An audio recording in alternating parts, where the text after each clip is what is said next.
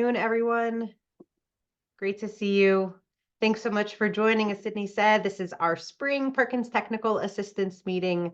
We're looking forward to sharing just a couple updates, but mainly just reminders and best practice. And we want to be available if you have any questions as we gear up for a couple submissions you've got coming up, both reflecting on this year, thinking out for the next 4 years, as well as next year's budget. So our goal for today is to certainly start with some welcome and introductions. If you could go ahead and just drop your name and affiliation in the chat, that would be really helpful. We'll also go ahead and introduce all the NDE staff on the call. I'm fairly certain I know everyone, but I'm Katie Graham. I'm the administrator for the Office of Career Technical and Adult Education up at the Department of Education. Sydney? Hi, I'm Sydney Kobza. I serve as the Assistant Administrator for the Office of Career Technical and Adult Education. Donna, then Kevin? Oh, Donna, I think you're on mute. Yeah, there you the got little it. mute thing, it caught me, sorry. Good afternoon. My name is Donna Hoffman, and I am the school counseling specialist, and I work a lot with the career development programming for CTE. I'm Kevin Dahlman. I'm the CTE data specialist at Department of Ed. And Mary. Hi, everyone. My name is Mary Jansen. I serve as the Business Marketing and Management Career Field Specialist and DECA State Advisor. Hi. Thanks, Mary. And I see Chelsea just joined too. Chelsea, we're just doing quick introductions. Perfect. Hi, I'm Chelsea Green. I serve as a Human Sciences and Education Career Field Specialist and the Nebraska FCCLA and Educators Rising State Advisor. Thanks, Chelsea. All right, so as you can see on the screen, we're going to have, of course, while you're all here, great Perkins updates, going to touch on some data reminders as we think about any performance improvement plan that might be necessary with a little bit of nuance this year. And then just again, looking ahead and sharing any other ways that we can support you and open it up for questions. So moving along to the rest of the introductions, of course, this is the rest of our team. If your Perkins monitor is not on the call right now, know that they wanted to be here and are waiting for your call or email because they're ready to support you. We've been having some great conversations on our team as we gear up for the season. So know that we're all here to support you in whatever way we can. And Kevin introduced himself, but definitely want to call out Kevin Dahlman, our new CTE Data Research and Evaluation Specialist, started on our team at the end of January. So he has quickly been learning all the things. So if you have any data needs, he will be your primary source. All right, now to the good stuff. Turning it over to Sydney for some Perkins updates. Awesome. Well, again, thank you for joining the call. And we are eager to share some exciting reminders and a couple updates, changes in regards to the Perkins Grant Administration. And so, as you can see here, we have our timeline, wanting to call out some upcoming deadlines. And so just a reminder that any amendments for 2023-2024 are due by May 1st. For this current year. And so make sure that those have been communicated with your monitor and submitted through GMS so you can get those funds obligated for any changes that you might have had for this past grant year. As you can see with the 1, 2, 3 on the side, these we're going to go a little bit more in depth with these items that are due on May 22nd. And so the annual grant narrative, the Perkins local application, as well as the annual budget. And so first off, the annual grant narrative. This will be due on May 22nd. And similar to how it's been over the last few years, this is your reflection on your current year. And so verifying that the required use of your Perkins funds. If you had a performance improvement plan, this would be the place where you would record your narrative responses here. And then if you operate a Rule 47 Career Academy, this is where the continued operations report lies. And so this is a Word document. It can be found on the Perkins Administration website, and similar to how it's been done years past. And so making sure that this is complete, reflecting on the year 2023-2024. The next piece, and I cannot believe it's already been 4 years, is our local Perkins application. And so as you can see, we have our 2024-2028 4-year application. And this is a requirement of Perkins 5. So as a state, we submit our own state plan, our state 4-year plan, and locals will do the same. And so you are on the same cycle as we are. This will be an update based on those revision findings and wanting to make sure that you're able to obligate funds to strengthening your CTE programs across the state. And so just as a reminder that standalone, consortium, and community college will all be submitting this 4-year application. There are several resources available on our Perkins administration website, and you will be able to see what was submitted in previous years as well on that website.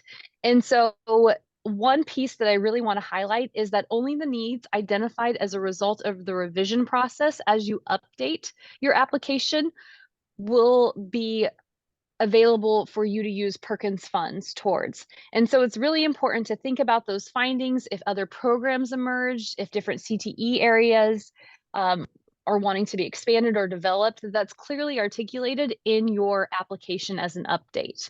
And so again, these are due on May 22nd too, and we have some guidance or some helpful tips as you're developing those. And so first thing is, don't start over.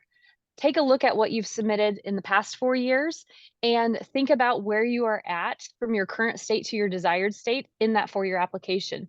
Look at those action steps, what were met, what were not met, and what changed as a result of revision that you just all went through. And so really taking into consideration where you were from 2020 to 2024, and then thinking about where you want to go from 2024 to 2028. And then taking a look and making sure that each of those questions is answered completely. I cannot stress this enough, is to work closely with your monitors before you submit this into GMS. All of the resources are on our website. You can go back and forth via email with the application. It is a Word document, and have your monitors look through and ask questions, making sure that each piece is completed. We are here to help with this process, and we want to make sure that your submission in GMS is your final submission. So again, I cannot stress that enough, is to take a look, work with your monitors, and identify those questions ahead of time. The next piece that will be due on May 22nd is your annual budget. And so once you've completed the application, thinking about what do you want to spend your Perkins funds on for that first year. And so July 1st, 2024 through June 30th of 2025, the budget will need to be detailed on that spreadsheet along with the justification pieces. And so again, the budget has to align to your Perkins local application needs. And so really making sure that that application is clearly defined, and then the budget can reflect that. Just some other reminders, and we'll have some accounting reminders in just a sec, but up to 5% of the total allocation budgeted for administration fees and documented into direct costs. And so again, these tips and accounting reminders are in our Perkins management guide as well. Another piece that when you are ready to upload and submit everything for this coming year and your 4-year application, we have a tab that was new last year for the Perkins app, or for the Perkins grant in GMS, called the General Education's Provisions Act, and that's the GEPA tab. And so making sure that those 4 questions are answered when you are submitting your Perkins application as well through GMS.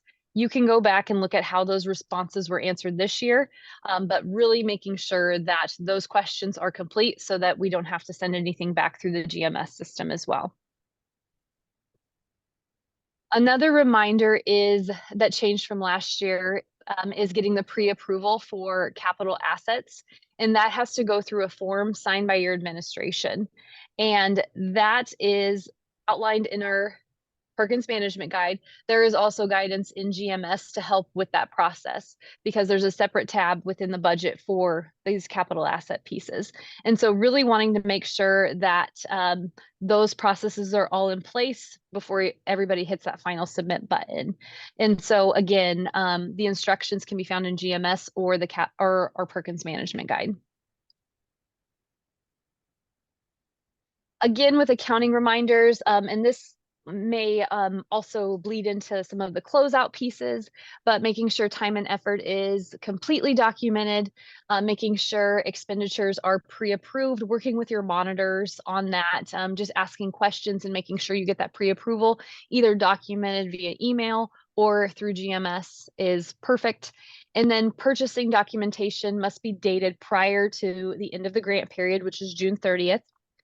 Making sure that each of the categories are correctly identified as you are submitting your final closeout, final claims for reimbursements, and then also making sure that the 6 required uses of Perkins funds have applied over those 4 years.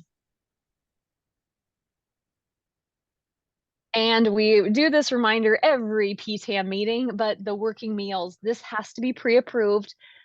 We have to get approval from our grants compliance officer here at the Nebraska Department of Education for these working meals. And so it is critical that the pre-approval process is followed, those questions are answered, and that proper documentation is included in the closeout. And so again, everything is listed here, everything is listed in the Perkins Management Guide, but really wanting to make sure that we have what we need for these working meals, just because of the high burden of proof that we have to provide.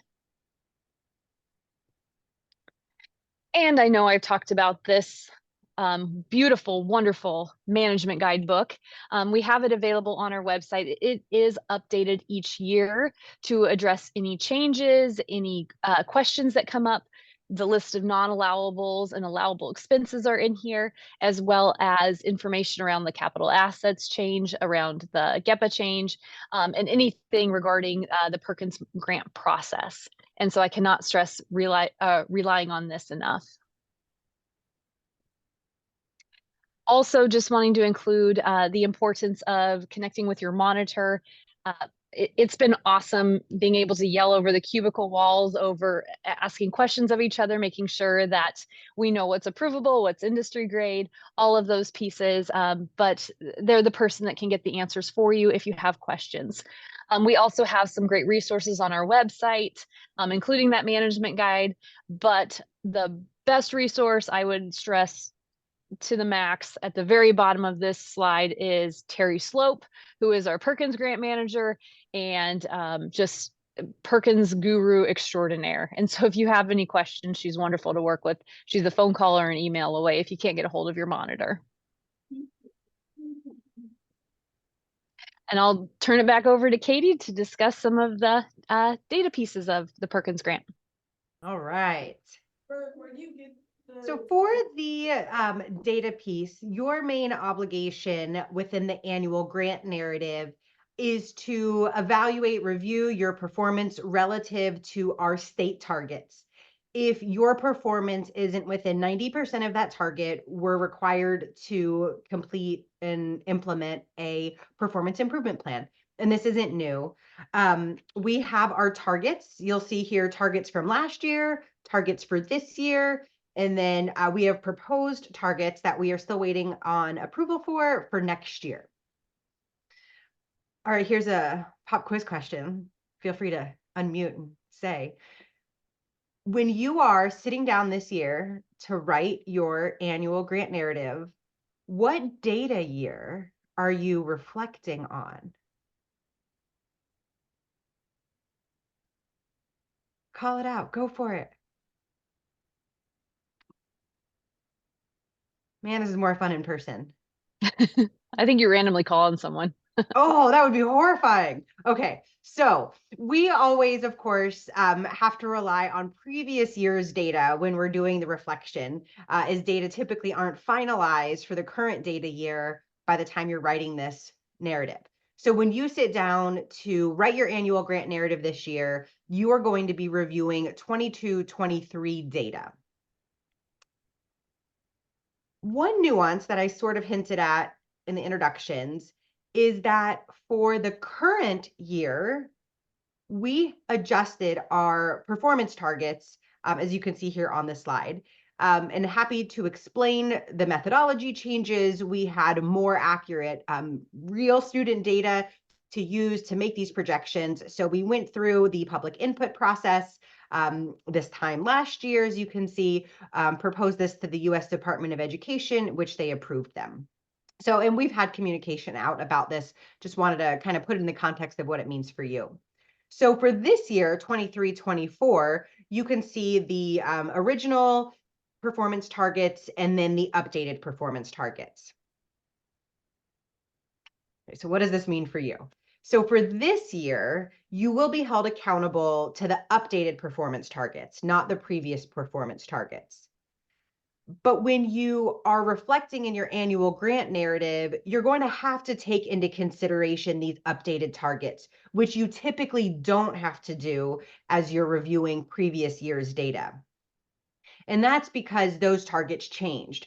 So if your current performance exceeds these future targets, we will not require you to complete a performance improvement plan.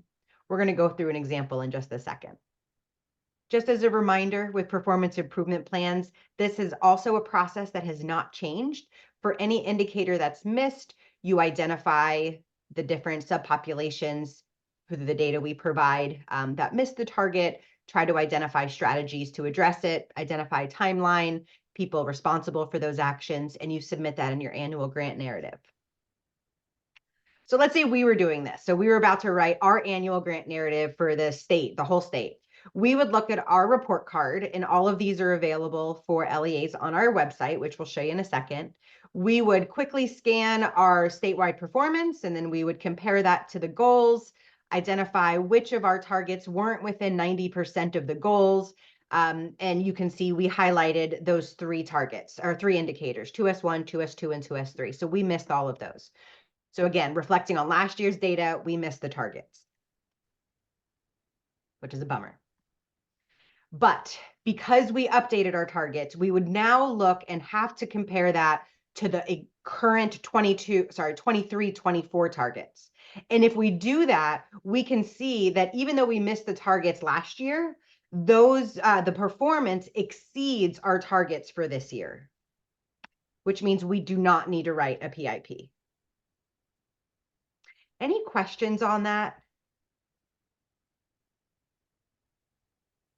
Okay, so you still review just like you always have last year's data compared to last year's targets. But if your actual performance exceeds this current year's targets, no performance improvement plan necessary. As I mentioned, all the report cards can be found on our data website, and Kevin has actually already gone through. You can kind of see at the bottom right-hand side of this image, there's a table, and it lists every LEA as well as every college, and Kevin's already done that analysis for you and has put an X if there's anywhere we've identified through that analysis we're expecting a PIP from you. So as you review, it should align with what you see in that table of what we're expecting in your annual grant narrative. And then just some other general data timeline reminders. Secondary data is always due June 15th, which then begins the 2-week audit period. Like always, we will do a quick review to just identify the reasonableness of the data submitted and get back to you if we see any red flags to give you the opportunity to update those data within that audit window. For post-secondary, your data, as always, is due October 15th, which then launches your 2-week audit window, and we'll do the same for you guys as well. Kevin is going to be a great resource for you. So as you start to dig, or if you're looking for things, please know he's there for you. We're all here for you. And if you have any questions, just reach out. With that, I'll turn it back over to Sid.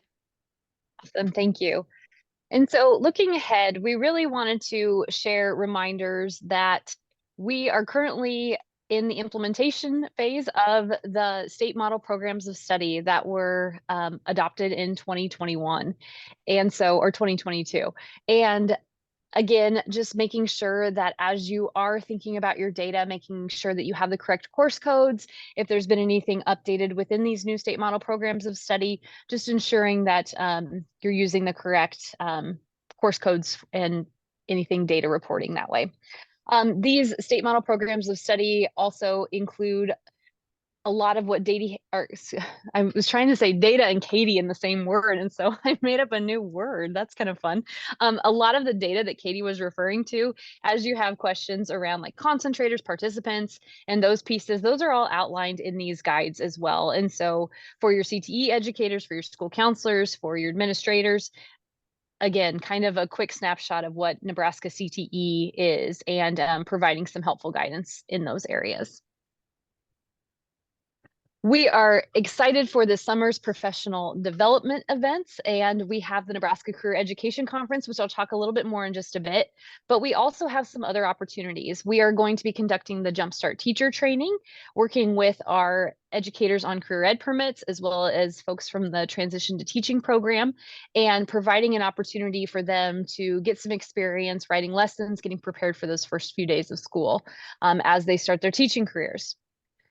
This year, we are ecstatic to offer the Nebraska CTE Leadership Academy as a retention tool for our educators who are looking at maybe stepping up, taking on a department head role, looking at different ways to advance their CTE administration within their districts, and looking for those leadership opportunities by participating in this leadership academy.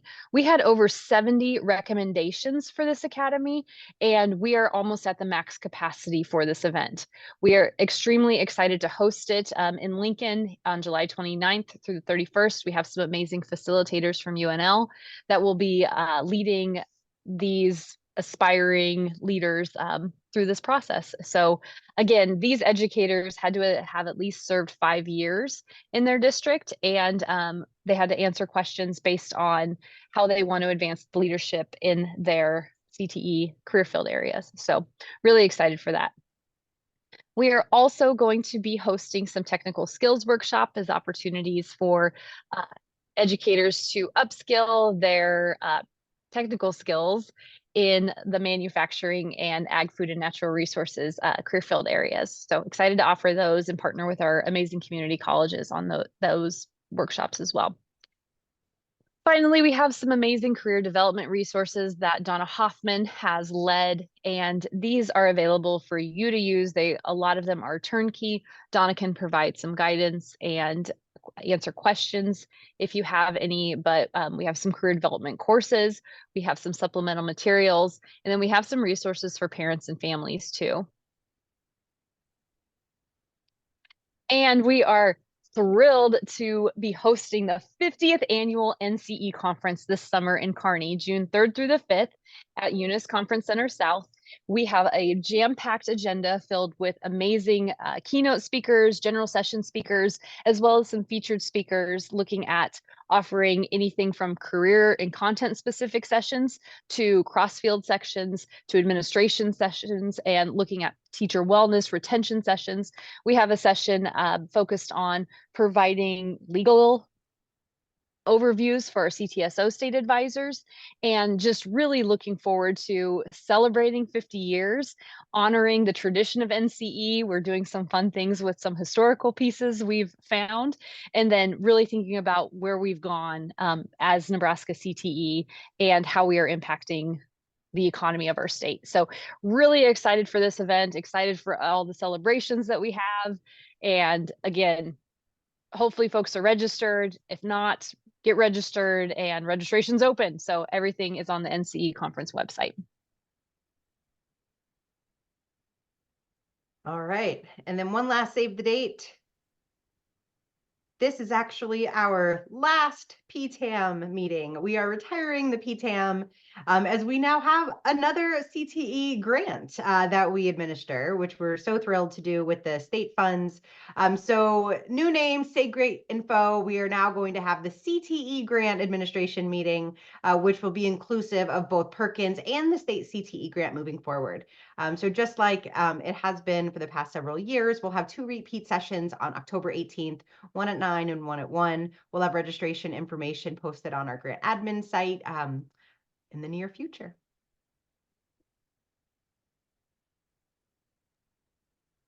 Just a reminder that we're here for you. These are the different areas we serve in our office. And so if you are a part of any of these within your school district or have any questions, your monitor is your best source of information. And KDI, Terry, we're all here to help. So again, thank you so much for being a part of the last P-TAM. You're a part of history now. And, and we're happy to answer questions.